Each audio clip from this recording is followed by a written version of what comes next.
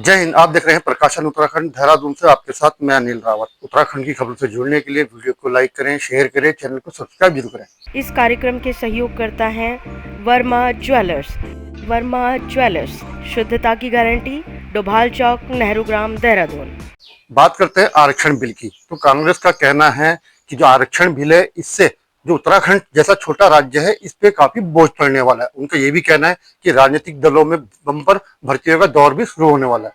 परिसीमन पर उन्होंने कहा कि जैसा उत्तराखंड राज्य है, भौगोलिक परिस्थितियां अलग है। जो बड़े शहर हैं वहाँ छोटे छोटे विधायक बनेंगे क्षेत्रों के, और जो पहाड़ है वहाँ पे बड़े क्षेत्र होंगे, तो इससे थोड़ी सी असमानता आएगी। तो उन्होंने कहा इसके लिए दो आधार लागू होने चाहिए। वही साथ ही उन्होंने कहा जब आरक्षण बिल आएगा या परिसीमन होगा, तो उत्तराखंड में लगभग अभी 70 विधायक हैं, तो 105 विधायक की संख्या पहुंच जाएगी। तो उनका कहना है कि जो 70 विधायक है, इनका बोझ अभी नहीं उठा पा रहा छोटा राज्य, क्योंकि आर्थिक रूप से कमजोर है। तो क्या 105 विधायकों का बोझ उठा पाएगा? ये कहना है कांग्रेस के प्रदेश अध्यक्ष गणेश गोदिया का। आइए, उन्होंने काफी विस्तार से बताया इस बारे में। आइए सुनते क्या कहते हैं गणेश गोदिया। साथियों नमस्कार। देश के लिए और हमारे प्रदेश के लिए और सभी प्रदेशों के लिए, यानी कि संपूर्ण देश के लिए एक बहुत बड़ी खबर है कि जो पहले घोषणा की गई थी सरकार के द्वारा कि आगे 10 वर्षों में महिला आरक्षण लागू किया जाएगा, राजनीतिक परिस्थितियों के चलते इसको वर्ष से पहले ही लागू हो जाने का एक अनुमान लगाया जा रहा है।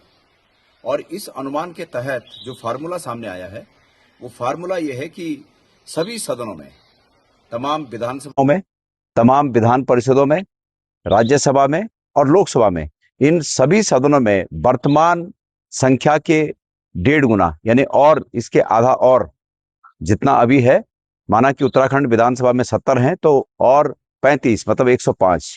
इसी प्रकार अगर लोकसभा में 543 सदस्य हैं तो 542-43 सदस्य हैं तो उसका और आधा।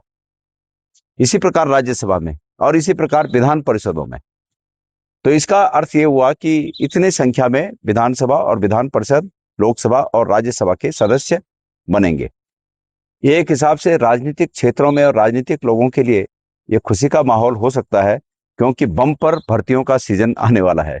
राजनीतिक लोगों की बम्पर भर्तियां आने वाली हैं। सबसे पहले तो मैं इसको इस रूप में कहूंगा कि ये शुरुआत कहां से है। शुरुआत महिला आरक्षण देने के लिए यूपीए सरकार ने, सोनिया गांधी जी ने इसकी जिद की कि महिलाओं को 33% महिलाओं को आरक्षण दिया जाए, और ये जिद उनकी थी। तो उनकी इस जिद के चलते, जो कि निश्चित रूप में महिलाओं को अधिकार देने का एक बहुत बड़ा कदम था, ये प्रस्ताव बना और ये प्रस्ताव संसद में प्रस्तुत हुआ यूपीए सरकार के टाइम। लेकिन सहयोगी दल इस पर एकमत नहीं थे, जिस कारण ये बिल उस समय ठंडे बस्ते में डाल दिया गया, या ये भी कहें कि ये बिल उस समय पास नहीं हो पाया। आपको याद होगा कि पिछले लोकसभा के चुनाव के दौरान प्रधानमंत्री जी ने, भारतीय जनता पार्टी की सरकार ने ये बात कही कि हम महिलाओं को 10 वर्ष के बाद महिला आरक्षण देंगे, लेकिन लागू 10 वर्ष के बाद होगा। ये 10 वर्ष पहले कहना उस समय महिलाओं के मतों को अपने पक्ष में करने का एक तरीका था, और अब 10 वर्ष के बजाय उसको उससे पहले ही उत्तराखंड और उत्तर प्रदेश में चुनाव आने वाले हैं, उससे पहले ही ये बिल अगर लोकसभा में, जैसे कि चर्चा है कि प्रस्तुत होने वाला है और बहुमत होने के कारण पारित भी हो सकता है, तो ये अनुमान लगाया जा रहा है कि महिला आरक्षण का ये जो नियम बनेगा, इसके तहत जो पुनर्परिसीमन होगा, उसके बाद उत्तराखंड में 105 सीटें हो जाएंगी। और मैंने पहले कहा कि लोकसभा, राज्यसभा, विधान परिषदों में भी इसी प्रकार से इजाफा होगा। अब प्रश्न ये है कि ये 105 सीटें जब होंगी तो परिसीमन होगा, और परिसीमन होगा तो मैंने पहले कहा कि बंपर भर्तियों का, बंपर राजनीतिक भर्तियों का एक नया दौर शुरू होने वाला है। मैं ये विमर्श इसलिए कहना चाहता हूं आप लोगों के पास कि ये 105 सीटें होने के पहले, मैंने पहले भी कहा था ये कि उत्तराखंड में परिसीमन का आधार सिर्फ जनसंख्या न हो, और अगर जनसंख्या हो तो हमारी विषम भौगोलिक परिस्थिति के हिसाब से, मतलब आधा तो प्लेन है और आधा पहाड़ है, तो 2 पैमाने लागू हों जनसंख्या पर। उदाहरण के लिए ये मैं इसलिए कह रहा हूं कि हमारे तमाम आज वर्तमान में सांसद, उत्तराखंड विधानसभा में बहुमत वाली ये सरकार, ये तत्काल विधानसभा का विशेष सत्र आहूत करे और ये प्रस्ताव बनाकर भेजे कि हमारे यहाँ परिसीमन के 2 आधार हों, एक आधार नहीं। अगर एक आधार हुआ तो ये लगा लीजिए आप कि देहरादून और प्लेन्स के बर्तेरे शहरों में गलियों की एक गली और एक मोहल्ले के विधायक बनेंगे, अगर एक ही आधार होगा तो। और पहाड़ों में अपेक्षाकृत फिर भी लंबा चौड़ा उसका भूगोल होगा उस विधानसभा का।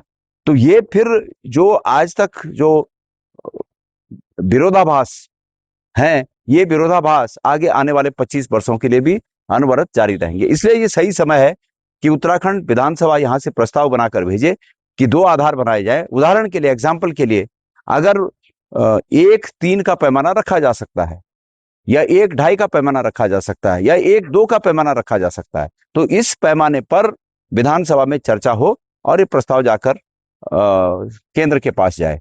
उत्तराखंड के जो सांसदगण हैं, 8 सांसद हैं, उनसे भी अपेक्षा है कि वो अपनी भूमिका इस रूप में सुनिश्चित करें कि लोकसभा में और राज्यसभा में उनकी बात सुनी जाए। इस बात पे वो जोर दें, सरकार के पास वो जाएं, सरकार से इस बात को कहें, चुनाव आयोग के पास जाएं, चुनाव आयोग से वो इस बात को कहें। तो कुल मिलाकर ये बहुत समय है सही कि इन पर चर्चा की जानी चाहिए। दूसरा एक बात और मेरे जहन में है, वो ये है कि जो बुद्धिजीवी लोग हैं, बुद्धिमान लोग हैं और इस प्रदेश के राजनीति पर गहरी समझ रखते हैं, इस प्रदेश के सामाजिक ताने बाने पर गहरी समझ रखते हैं, मेरा उनसे भी आग्रह है, एक विमर्श की आवश्यकता है कि क्या इस छोटे से प्रदेश में 105 विधायकों का जो तामझाम है उसको झेल पाना भविष्य में क्या उत्तराखंड के लोगों के लिए, नागरिकों के लिए और यहाँ के जो हमारा आर्थिक ढांचा है, क्या वो आर्थिक ढांचा इतना बोझ सह पाएगा? ये मुझे शंका प्रतीत होती है। वर्तमान में 70 विधायक हैं।